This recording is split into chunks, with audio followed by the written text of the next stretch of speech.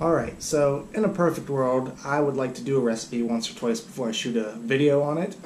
However, this is sort of a special occasion thing, so this will be my first attempt at making porchetta. In a perfect world, also, I would go to my butcher and get the pork belly with the loin attached and the skin and everything. Realistically, this was on sale at Walmart. It's a nice sized pork loin, and I'm going to make do with that.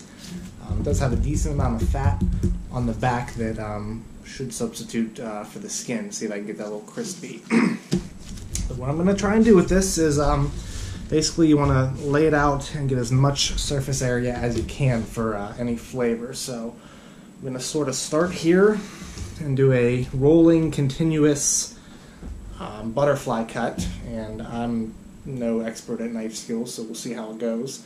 To just try and lay this out as thin and uniform as possible, and we'll get to the next step. Well, not sure what I was expecting, but I thought it might be a little harder. Granted, that's not a perfect job, but sort of did the job. I'm about a ½ inch-ish. I might pound this a little bit, and I definitely want to score it a couple ways just to get as many crevices, I should say, for any flavorings to get into. I'm not going to pound it on this glass table though, so I will be back. Okay, now time to flavor. We're going to start with the basics. Good old sea salt, cracked black pepper, and do some fennel seeds. I'm going to leave them whole. I kind of like when you're having like authentic pepperoni and you bite into one and get a pop of flavor, so I'm not going to grind these up first. Just a little bit of orange zest and some juice. The tiniest dash of red pepper flakes. I took out some cubes of homemade pesto that I made earlier this year. Check out my pesto video.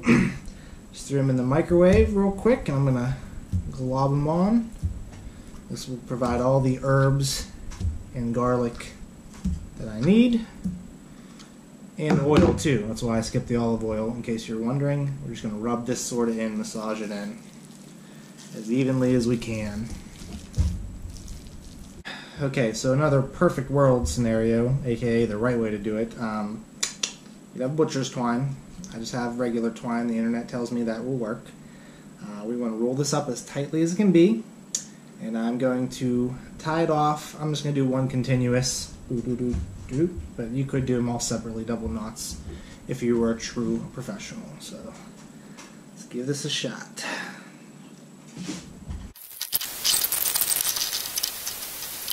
Alright, am I still on view? Okay. Not the most professional way to do it, but I think it'll do the trick. So the last thing I'm going to do is perforate, especially where this thick fat chunk is. That's going to serve as my skin, since there's no skin on this.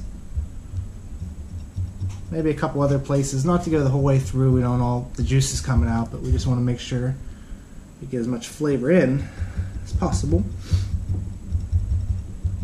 And then I'm just going to hit it with a little more salt on the outside.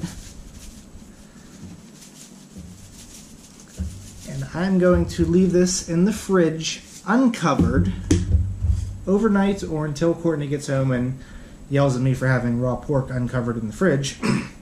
Because I do want this to dry out a little on the outside so that I can get it crispy tomorrow.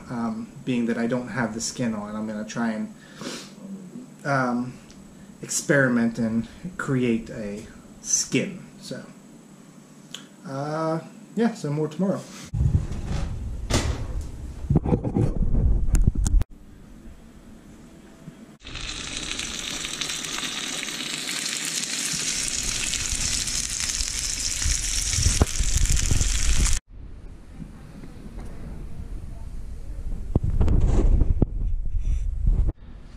Alright, so all in all, the porchetta went over fairly well.